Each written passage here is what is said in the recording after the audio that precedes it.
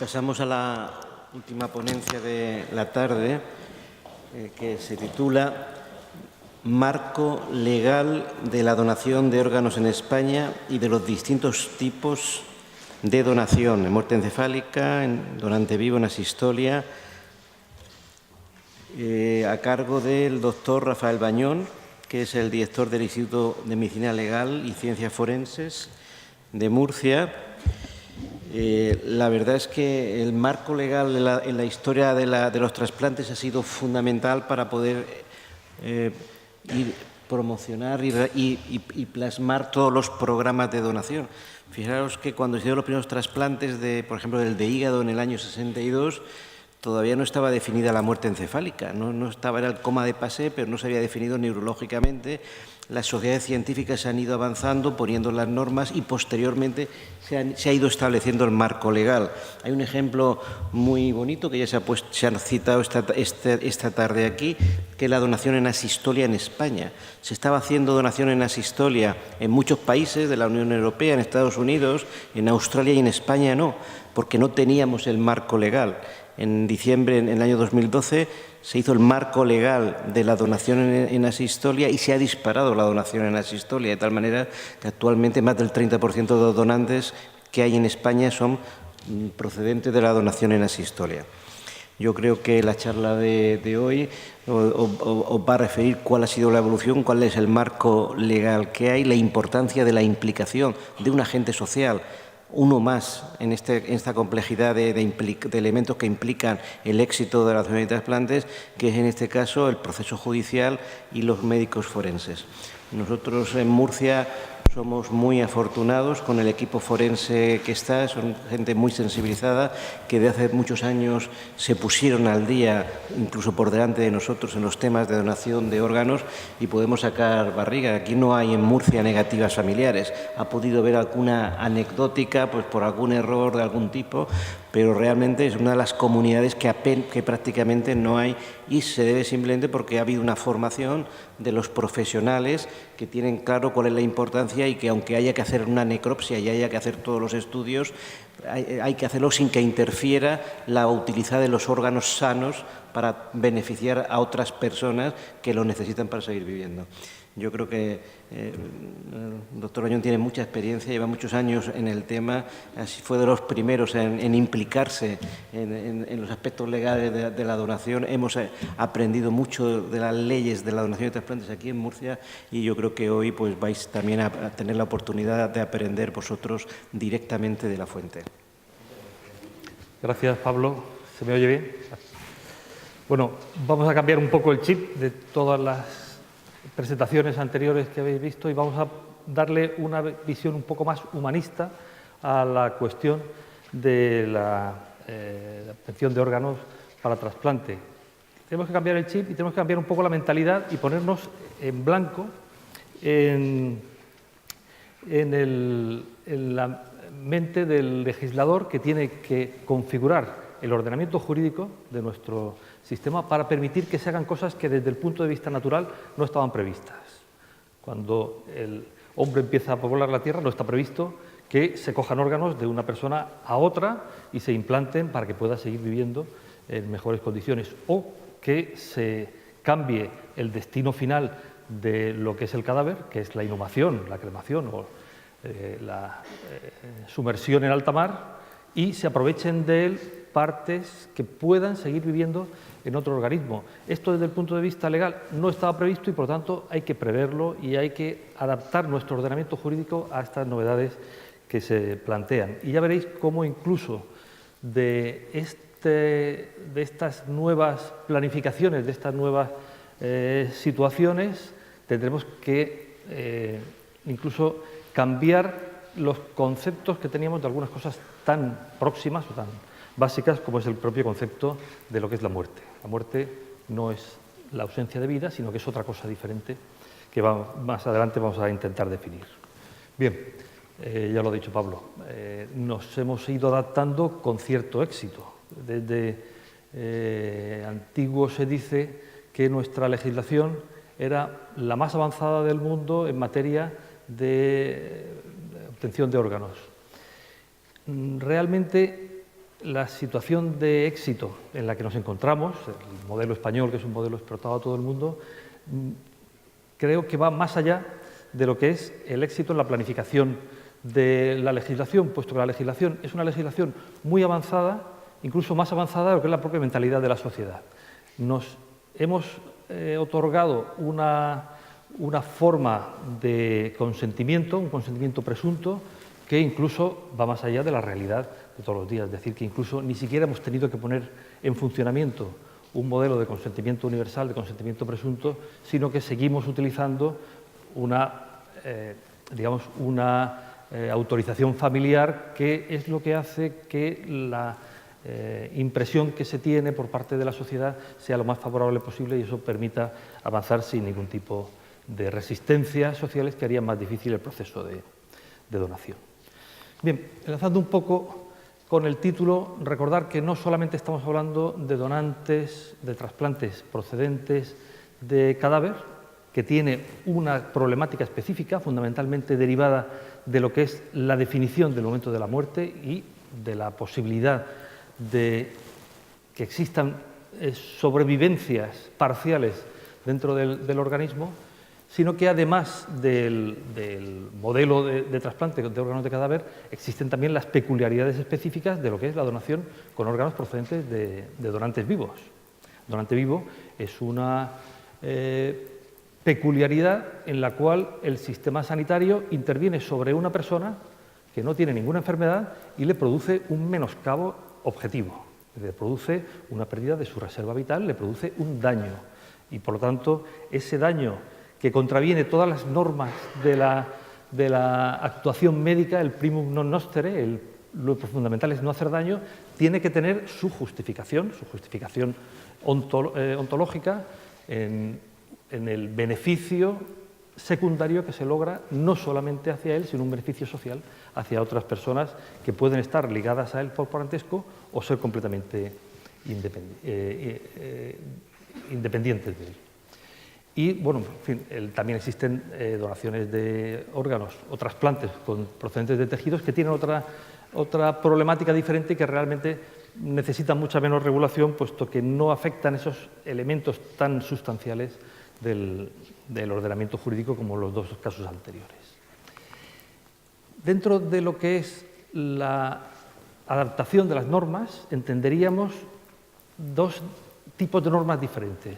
Por una parte, las normas generales, las normas que afectan a todo el funcionamiento social y que en algún momento tienen relación directa o indirecta con la actividad del trasplante.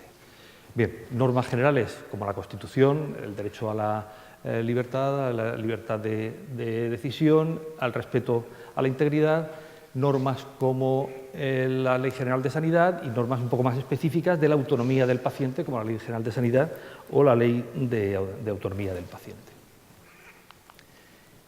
Y luego otras normas más generales, pero que tienen influencia directa sobre la cuestión. Por ejemplo, como decíamos antes, el Código Penal. Si vamos a intervenir sobre una persona para no producirle ningún tipo de beneficio directo, tenemos que tener algún tipo de cobertura legal que despenalice específicamente esos supuestos. Y esto era necesario tenerlo previsto con anterioridad incluso a la promulgación de las leyes específicas que regulan la actividad trasplantadora.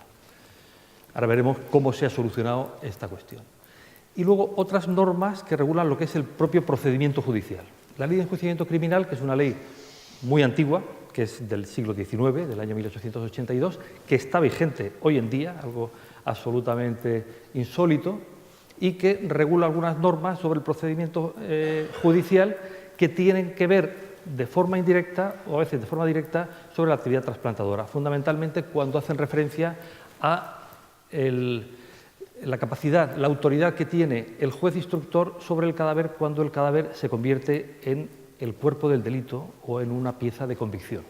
Una pieza de convicción tenemos que respetarla hasta el momento del juicio, pero si esa pieza de convicción es un cadáver que ha fallecido de muerte violenta, necesita una autorización especial para poder manipularlo o para poder alterarlo antes de que se pueda entregar a los familiares o se pueda proceder a su inhumación.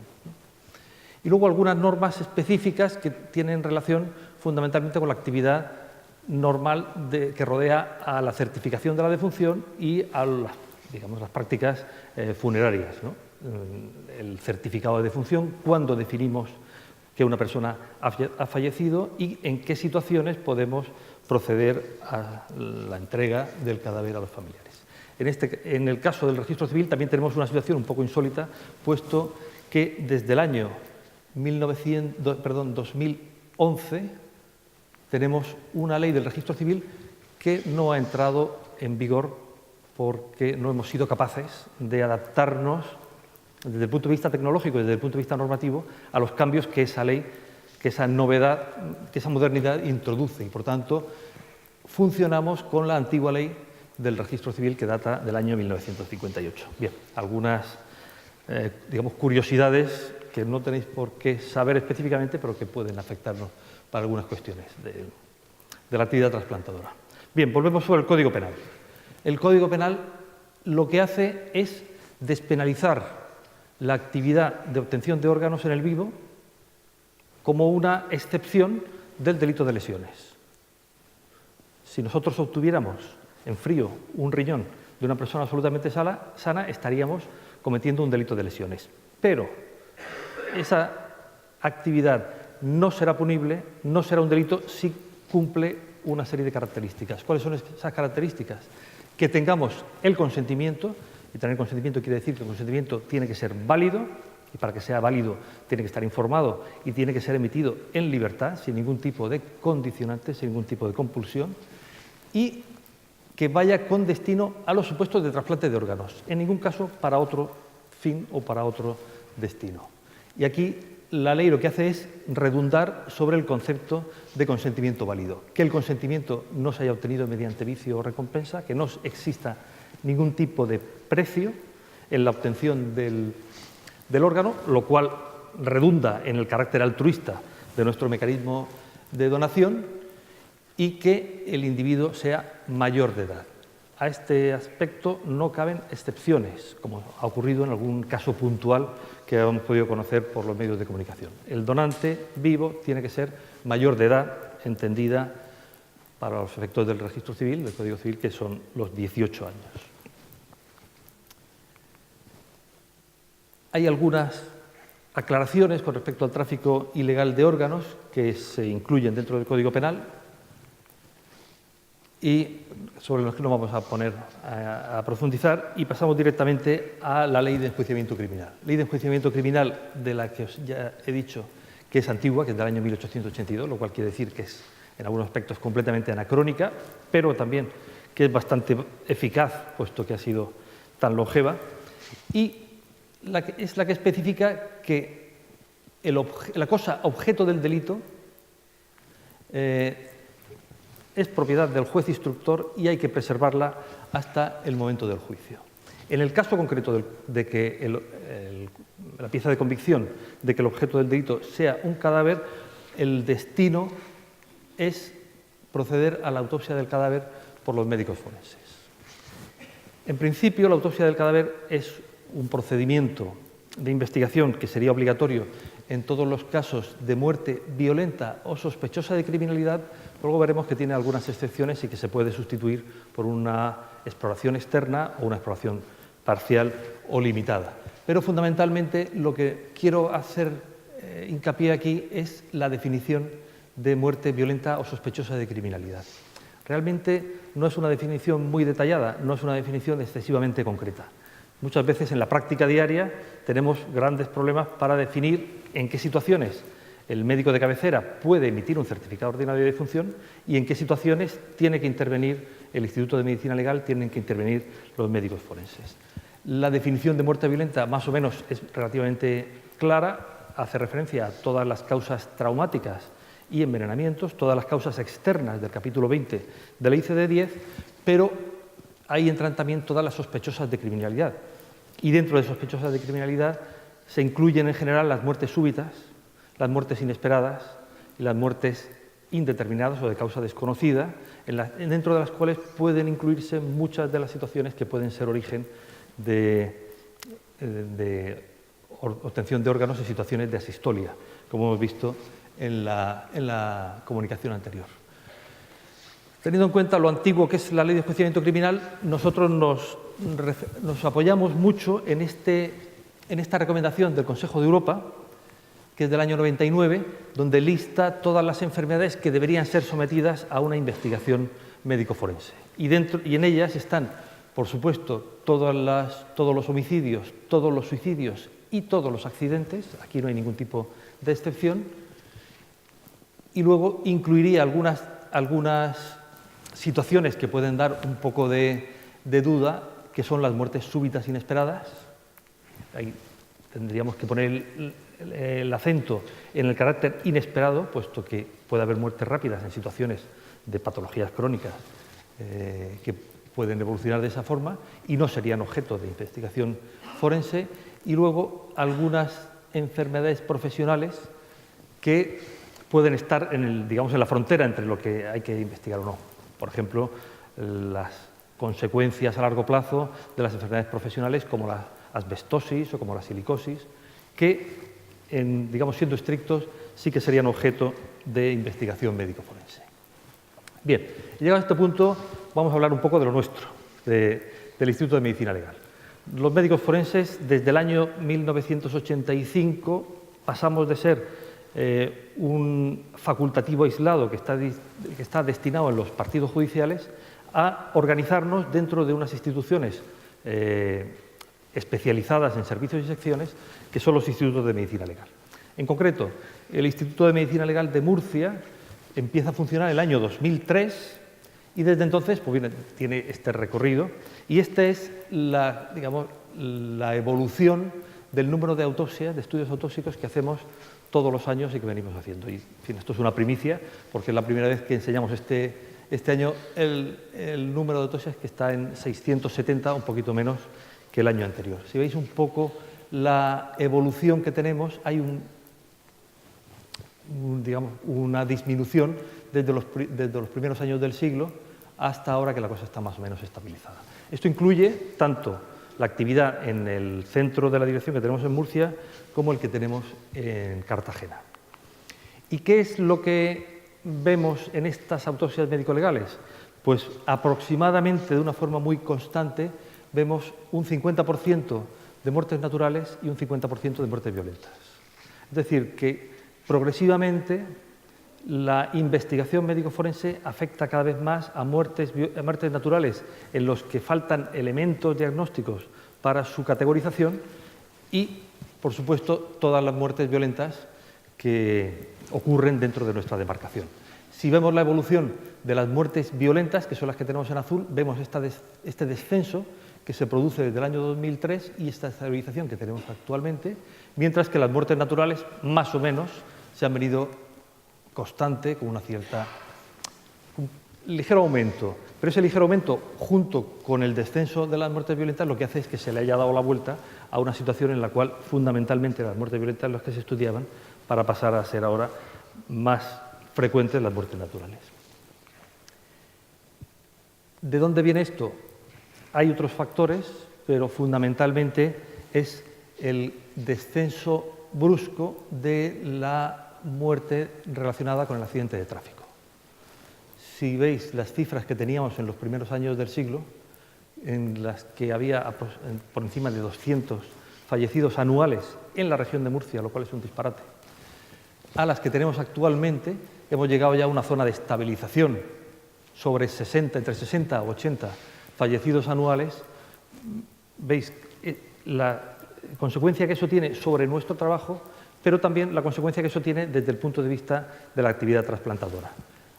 La muerte encefálica era una fuente de órganos muy importante durante los primeros años del siglo. A partir de 2006, 2007, 2008, en la DGT hacen referencia a la entrada del carné por puntos. Yo creo que además de eso es la mejora de las políticas de seguridad de los vehículos y también la mejora en las infraestructuras viarias, en la apertura de autopistas, etcétera, y por lo tanto tenemos una disminución del número de fallecidos muy importante, que incluso se ha mantenido este año. Yo creía que este año empezamos muy mal el año, creía que lo íbamos a superar el año pasado y sin embargo hemos terminado muy bien por debajo, en 69, por debajo de lo que teníamos el año pasado.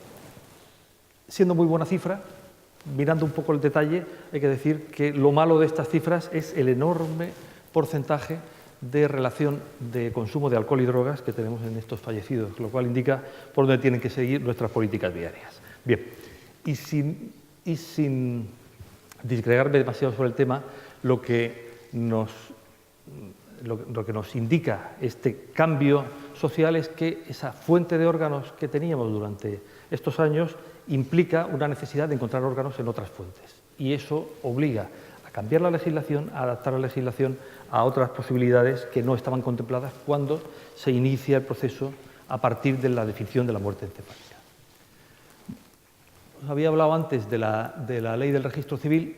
La certificación médica es el procedimiento por el cual podemos proceder a la inhumación del cadáver y, de acuerdo al reglamento del registro civil, necesitamos, para poder emitir el certificado, disponer de las señales inequívocas de muerte, la causa, que no es necesario que sea una causa de certeza, sino simplemente una causa de probabilidad, a la hora de emitir el certificado médico de defunción, para poder entregar el cadáver a los familiares y proceder a esa inhumación. Pero esa definición de señales inequívocas de muerte es completamente diferente cuando las analizamos desde el punto de vista de la tradición, desde el punto de vista de las señales de certeza que clásicamente se entendían en medicina como el rigor, el livor y el frigor, que son elementos abióticos de muerte, pero que indican ya un proceso de la degradación del catabolismo que hace que serían inviables como fuente de órganos para poder implantarlos en un ser vivo. Por lo tanto, aunque en su origen, en los años 50, los primeros trasplantes de órganos procedían de cadáveres que cumplían esta definición de causa de muerte, no solamente la parada cardiorrespiratoria, lógicamente eran trasplantes que estaban condenados al fracaso por la propia mala calidad de los órganos trasplantados. Eso obligaba, en un primer esfuerzo desde el punto de vista legislativo, ya estamos hablando de las leyes específicas de trasplantes, en un primer esfuerzo a ser muy didácticos y a explicarle a la sociedad que un individuo que está en muerte encefálica, aunque su corazón siga latiendo, está evidentemente muerto, a pesar de que no cumpla con los criterios, las señales inequívocas de muerte que exige el registro civil para inscribir la defunción. Y por eso los primeros reglamentos de extracción y trasplante de órganos hacían tanto hincapié en la definición de la muerte encefálica que se olvidaron de que existía la posibilidad, que después hemos necesitado históricamente, de definir la muerte también desde el punto de vista de la parada cardíaca y parada respiratoria, ¿no? Por lo tanto, aunque la ley originaria 30 del 79 sigue estando vigente, no ha sido reformada y sigue siendo una ley que es un modelo para todos los sistemas de trasplantes que se están organizando en otros países, los diferentes reglamentos que se han ido promulgando se han tenido que ir adaptando a las necesidades específicas de cada momento, no solamente necesidades legislativas, sino también necesidades prácticas de regular la donación en asistolia no controlada en un primer momento y la donación en asistolia controlada en un segundo momento y, por último, la donación en asistolia en el paro cardíaco a la espera, ¿no? Y por eso tenemos el primer Real Decreto, que es del año 80, donde se define la muerte encefálica, y esto es para los tejidos, ¿no? Una primera revisión muy importante que se hace en el año 99 para incluir la definición de la parada cardiorrespiratoria como causa de muerte y los elementos que pueden ayudar a definirla, pues algunos elementos que están en el anexo, como el tiempo que tiene que haber de isquemia caliente, o el tiempo de parada obligatorio para confirmar el diagnóstico de muerte, y una última modificación que se hace en el año 2012, en el que se establece una definición todavía un poco más específica en relación a la parada cardiorrespiratoria, no solamente cuando las maniobras de reanimación son infructuosas, sino cuando incluso no están indicadas las maniobras de reanimación, que es la gran novedad de este Real Decreto. Bien, dentro de las leyes, dentro del Real Decreto del último, hace hincapié en el concepto de la certificación de la muerte. Aquí, desde el punto de vista social y desde el punto de vista incluso científico, hay algunas confusiones con respecto a los conceptos. Y desde el punto de vista semántico, el concepto de certificación de la muerte parece que hace referencia a la emisión de un certificado. Realmente, cuando estamos hablando de certificación de la muerte, en este contexto no estamos hablando tanto de la emisión del certificado como de la constancia efectiva de que el individuo está efectivamente muerto desde el punto de vista científico, que no existe ningún tipo de posibilidad de reversibilidad en esa situación. Por lo tanto, era necesario dejar constancia de cómo se certifica la muerte, bien por los criterios neurológicos, situación de muerte encefálica, o bien por los criterios circulatorios y respiratorios. Esto es una obligación desde el punto de vista científico y no sustituye a la obligación de emitir el certificado médico de defunción, que es otra actividad médica que es competencia del médico de cabecera o del que ha atendido al enfermo en el último momento de la enfermedad y que puede complicar algunas veces el proceso de donación en asistolia, puesto que muchas veces no se dispone de los elementos de diagnóstico suficiente para cumplimentar el oportuno certificado médico de defunción. Bien, el diagnóstico de la muerte es no la certificación, sino la constatación de esa situación, y aquí sí que me gustaría hacer un pequeño inciso para recordar que la muerte, como tal, no es una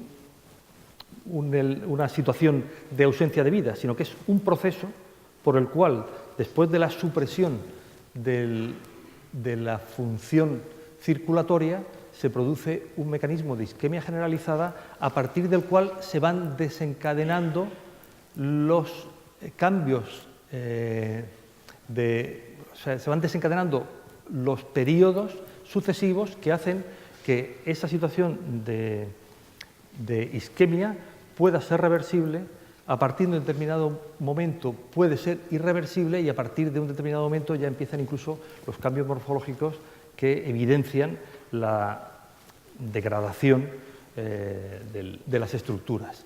Pero claro, existe un punto durante el cual la situación pasa de reversible a irreversible, es el punto de no retorno, a partir del cual tenemos que tener la seguridad de que estamos actuando en una zona de seguridad, y la existencia de un periodo de supravitalidad, durante el cual, aunque el individuo está fallecido, sus órganos pueden seguir viviendo de forma autónoma en otro organismo diferente.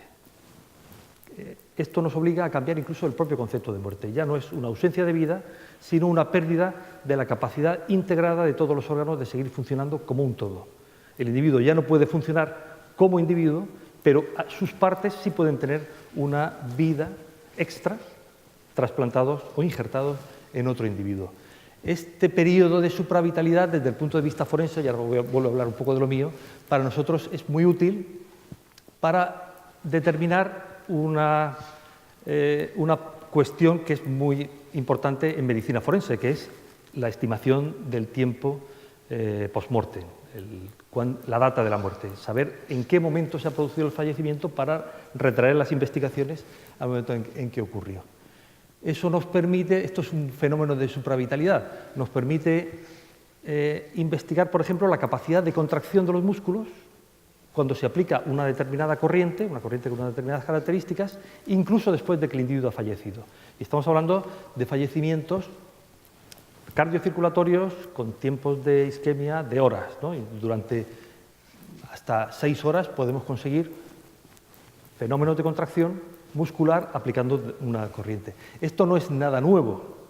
Esto ya lo describió Galvani cuando investigó la corriente eléctrica y hacía sus experimentos en cadáveres de guillotinados, intentando buscar alguna forma de resucitación en la corriente eléctrica.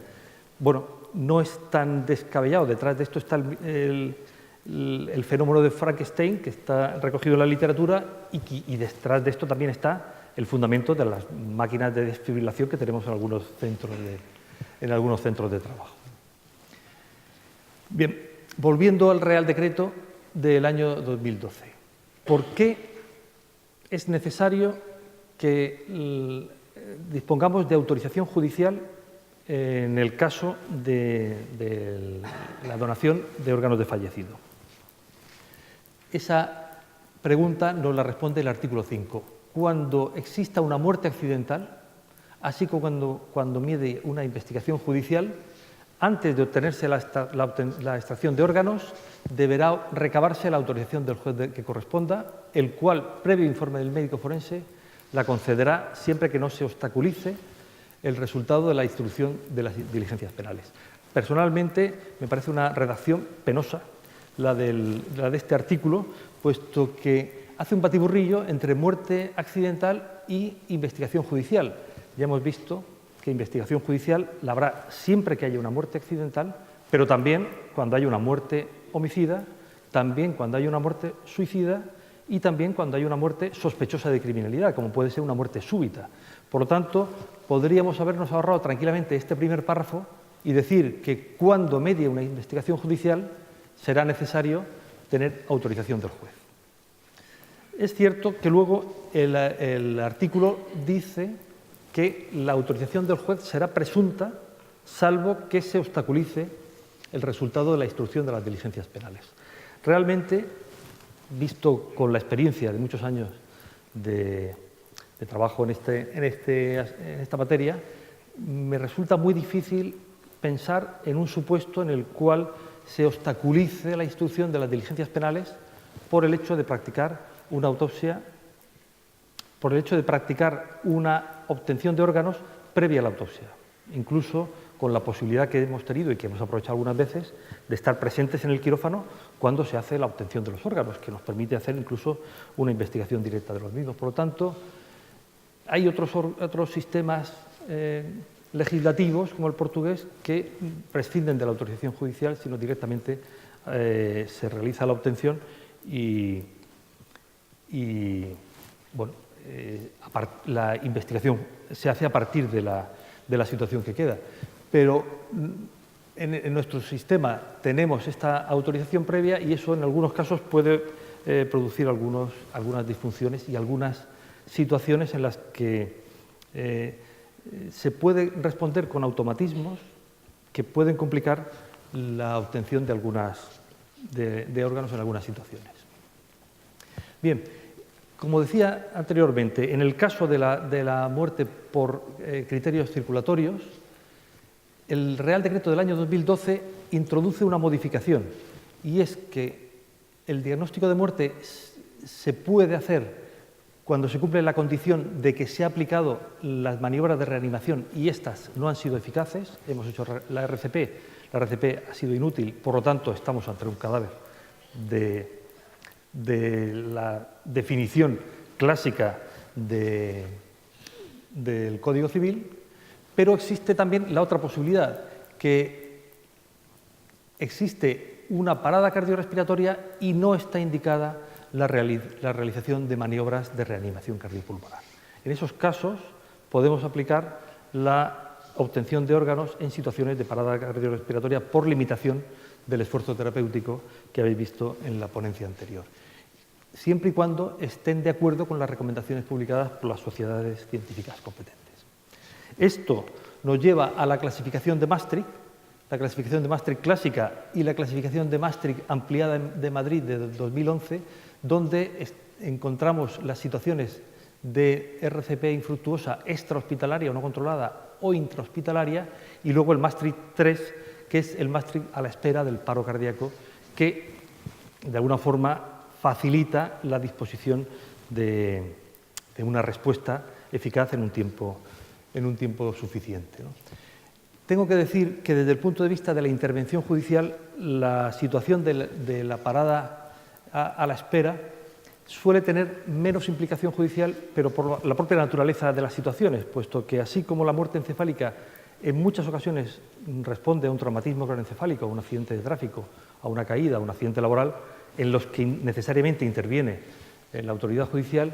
En el caso de las limitaciones del soporte vital, muchas veces el origen de la patología suele ser un origen natural en el cual no está indicado que se recabe autorización judicial, puesto que la certificación de la defunción se puede hacer sin ningún tipo de problema. Y la sistemática que el Real Decreto propone para actuar en estas situaciones es que se haga una oportuna comunicación al juzgado de instrucción sobre la existencia de un potencial donante. Bien, no lo voy a leer entero, lo voy a resumir mucho. Lo que dice el Real Decreto es que cuando nos encontremos en una situación de asistolia con posibilidades de obtención de órganos, el responsable del equipo de trasplantador tiene que ponerse en comunicación con el juzgado de instrucción y, si no obtiene una respuesta eficaz en un plazo de 15 minutos, se entiende, es una traslación del consentimiento presunto, se entiende que no hay oposición y, por lo tanto, procede a la toma de muestras de los elementos que pueden ser útiles para un diagnóstico de intoxicación, que no serían válidos después de la preservación de los órganos, y luego a las maniobras de preservación y, una vez estabilizado, obtener una autorización judicial de la forma clásica que se obtiene en las situaciones de muerte encefálica. Bien, sobre esto tengo que decir que esto parece que está diseñado para las situaciones de asistolia no controlada que se pusieron en marcha en algunas grandes ciudades como Madrid y Barcelona, sobre todo al amparo del desarrollo de los servicios sanitarios de emergencia, que podían mantener una reanimación cardiopulmonar eficaz durante el tiempo de respuesta al hospital, y se hacía una comunicación, generalmente por fax, que se mandaba al juzgado de guardia, y esto se tomaba como una autorización presunta para poner en marcha todo el procedimiento. Realmente, en las situaciones en las que nos estamos encontrando ahora, la asistolia no controlada no es muy frecuente en nuestro medio. En Murcia, en concreto, no se ha podido poner en marcha un modelo de este tipo. Donde sí hay, son los modelos que sí utilizamos, son modelos de limitación del soporte vital y, por lo tanto, la comunicación y la espera de la no respuesta no opera, puesto que la coordinación que hay entre la organización de trasplantes y los forenses de guardia, que hay dos forenses de guardia continuamente, 24 horas al día, es muy fluida y, por lo tanto, podemos obtener una respuesta inmediata en todos los casos, sobre todo en los casos que van a ofrecer algún tipo de problema desde el punto de vista conceptual o desde el punto de vista procedimental. Por lo tanto, en el proceso de asistolia no controlada poníamos en marcha la comunicación al juzgado justo cuando se producía el diagnóstico de muerte, cuando considerábamos que la RCP ya no era eficaz, que no tenía sentido continuarla, y después, cuando se había estabilizado la situación y se había procedido a la preservación de los órganos, en el caso de la limitación del soporte vital, lo que hacemos es comunicar al juzgado la situación lo antes posible, porque de esa manera podemos, es decir, lo comunicamos si es obligatorio comunicarlo, ya digo que no es muy frecuente, ¿no? Pero de esa manera podemos anticiparnos a los problemas o a las dificultades de interpretación que puedan surgir en el proceso de extracción de órganos. Realmente hemos tenido, como decía Pablo, muy pocas negativas judiciales en este caso. Recuerdo una hace poco, era una situación realmente compleja de un cadáver que era a su vez objeto de una demanda por mala práctica, por imprudencia profesional, y por lo tanto el valor de la autopsia tenía, digamos, una complejidad especial, pero que, bueno, en mi opinión, se hubiera podido solventar también. Otra cosa sería la calidad de los órganos después de un proceso bastante complicado, ¿no? Bien, y por último la autorización de la extracción, que se hace en el último momento, una vez que se ha producido la parada. Bien, las formas de comunicación en los diferentes modelos de donación en asistolia que hay establecidas son diferentes, dependerá sobre todo de las características sociológicas. En las grandes ciudades muchas veces es más difícil establecer una comunicación directa porque la complejidad del sistema sanitario lo impide. Así ocurre, por ejemplo, en Madrid o en Barcelona, pero en cambio en las ciudades medias como Granada, como Murcia, como La Coruña, como Santander, la coordinación es muy buena, muy rápida, y por lo tanto los problemas que se plantean dentro del proceso de donación en la limitación del soporte vital realmente son bajos, ¿no? Hicimos algunos algoritmos de actuación cuando intentamos poner en marcha la sistolia no controlada, se quedaron ahí, sobre todo para solventar el problema de la certificación de la defunción. No me voy a extender en el tema, sí solamente dar una pincelada con respecto a lo que establece la Ley de Enjuiciamiento Criminal de la obligación de realizar la autopsia en todos los casos de muerte violenta sospechosa de criminalidad. Esto cambia un poco según las circunstancias, ¿no? Pero en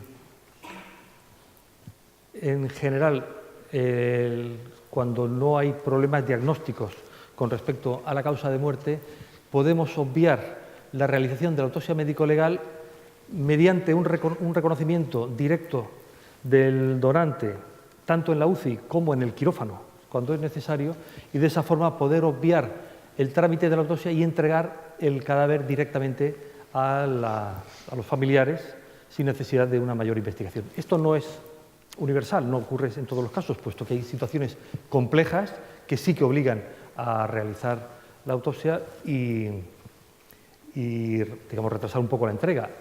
En algunas situaciones, incluso, el hecho de que se practicara la autopsia después del proceso de obtención de órganos ayudaba a obtener la autorización familiar, puesto que pensaban que de todas formas, si le van a hacer la autopsia, ¿qué más me da que venga con más o menos órganos? En fin, esto depende un poco de las culturas en las que nos estemos moviendo en cada situación. Bien, y digamos que en la situación en la que nos encontramos ahora mismo, la legislación que tenemos, tanto general como específica, es suficiente, aunque hay algunas recomendaciones de adaptarnos, en concreto a la donación tipo 3 de Maastricht, adaptarnos un poco más expresamente a las directivas europeas. Todo esto son publicaciones que se han hecho sobre la cuestión, esta con respecto a la legislación española, y esto es la Bahía de Santander, donde nos juntamos algunos años para hablar sobre este tema con la Organización Nacional de Trasplantes. Y muchas gracias.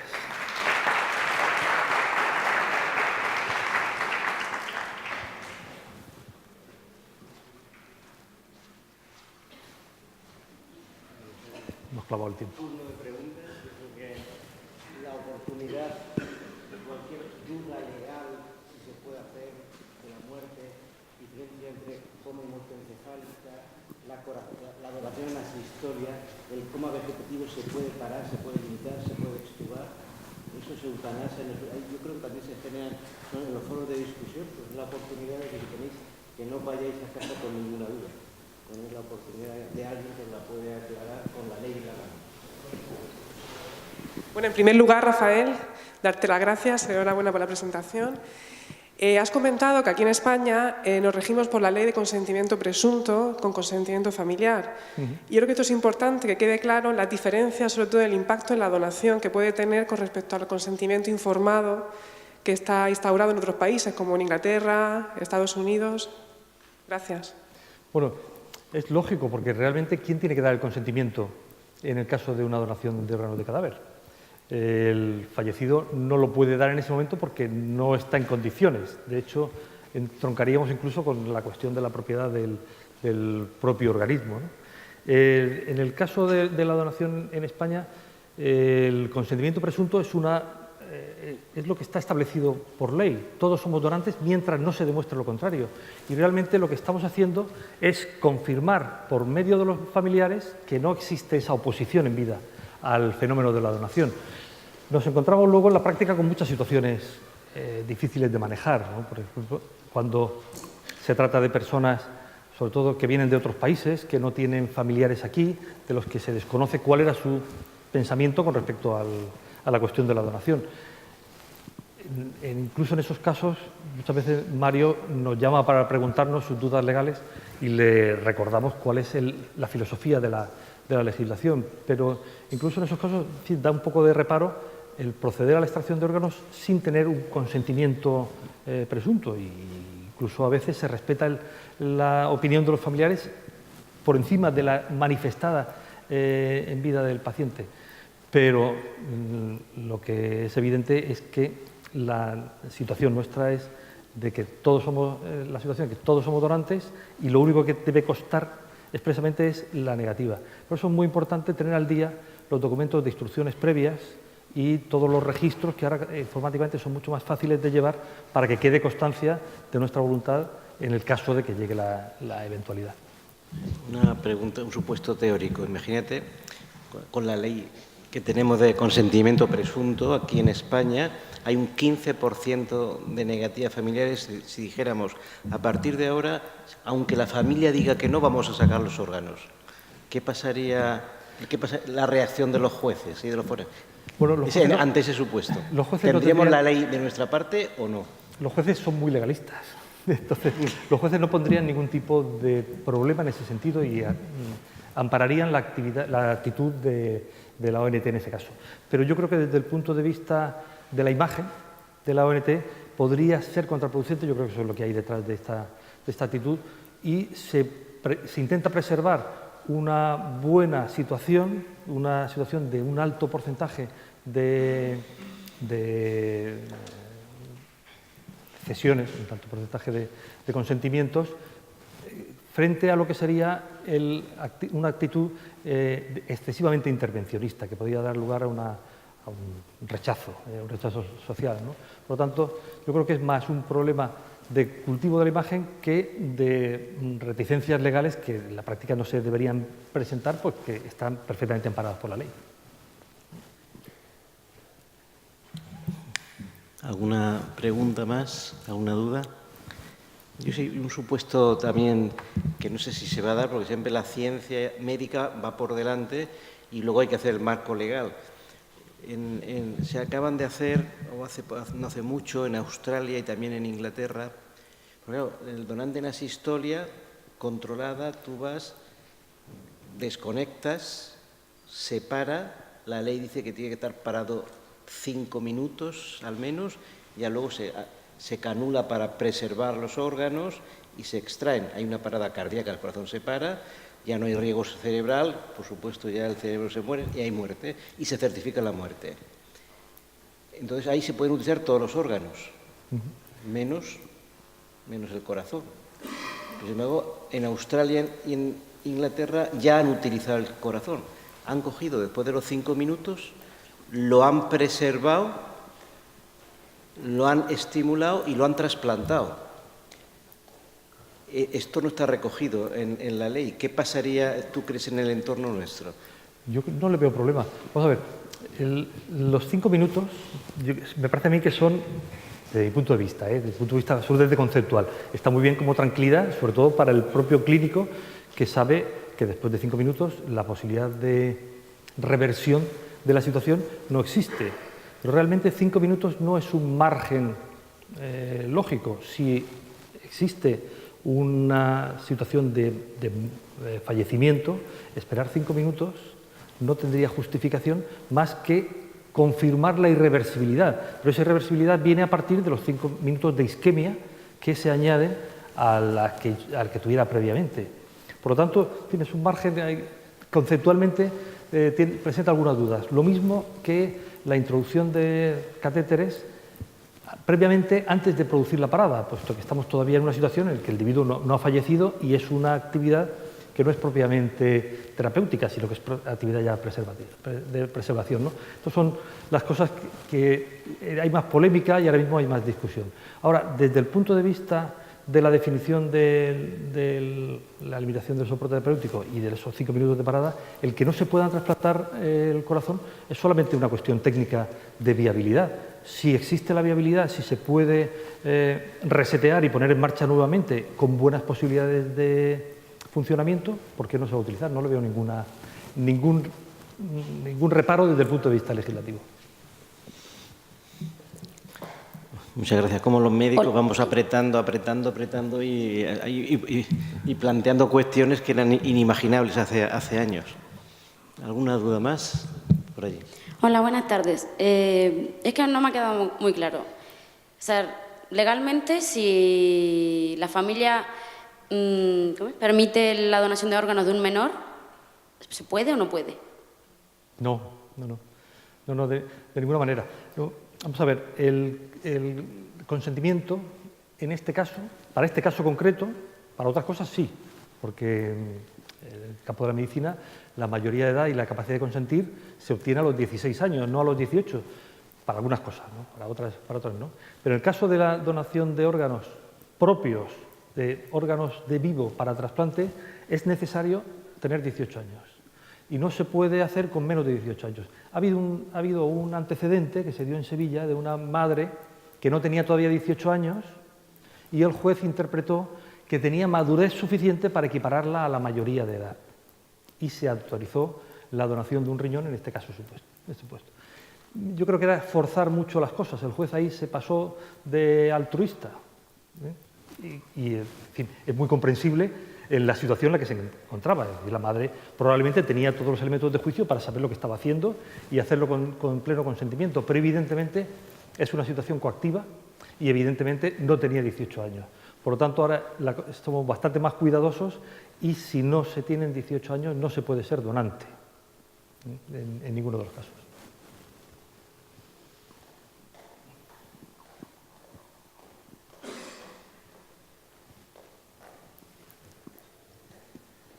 Rafael, una pregunta que tengo así de golpe. Vamos a ver. ¿Alguna vez una investigación judicial, en tu experiencia personal, ha obstaculizado una obtención de órganos? ¿Perdona? ¿Alguna vez una investigación judicial que hayáis tenido ha obstaculizado una obtención de órganos? ¿Ha obstaculizado una obtención de órganos? Sí. Sí, ha habido negativas. Vamos, el porcentaje de negativas judiciales en España está aproximadamente en el 2%. Visto en perspectiva, es un porcentaje muy bajo. Visto en detalle, cada uno de esos casos del 2% son 7 órganos que, multiplicados por todos los individuos que van a recibir, es una población importante, ¿no? El problema es cuando se investiga uno por uno cada uno de esos supuestos en los que se ha negado la obtención de órganos, y generalmente suelen ser motivos espurios, motivos erróneos. He estado muchos años yendo a Santander, hacemos talleres y hay situaciones en las que, bueno, fundamentalmente contra lo que tenemos que luchar es contra las respuestas automáticas. Hay quien piensa que cuando es un homicidio no puede ser donante de órganos. Y eso es falso.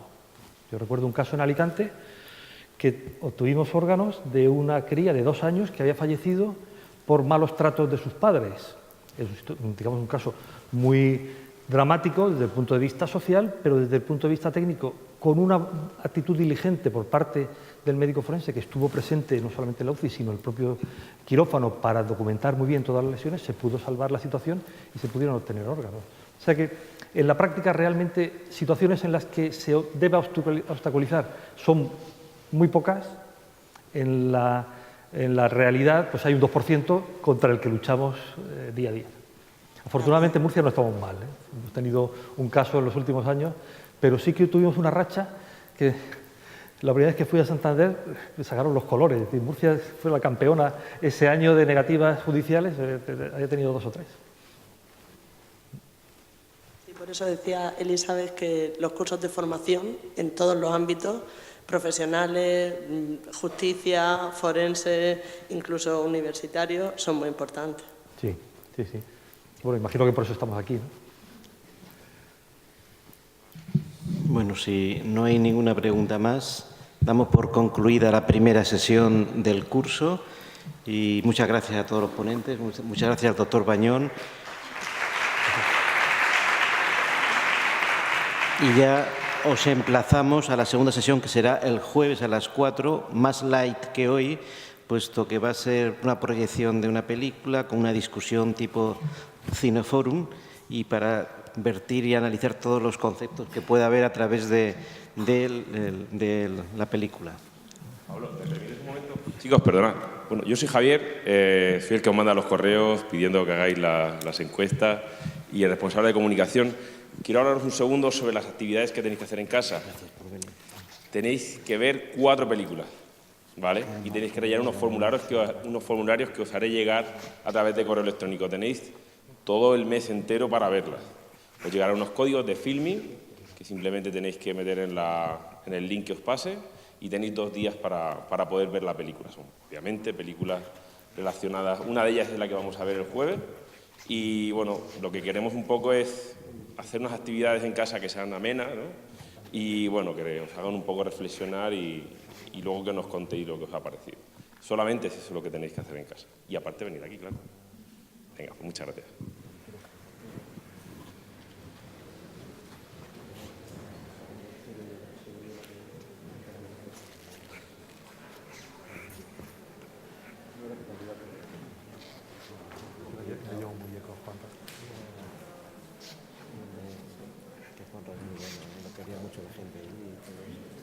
Es que a veces, muchas veces, ¿por qué no ven más de un jefe?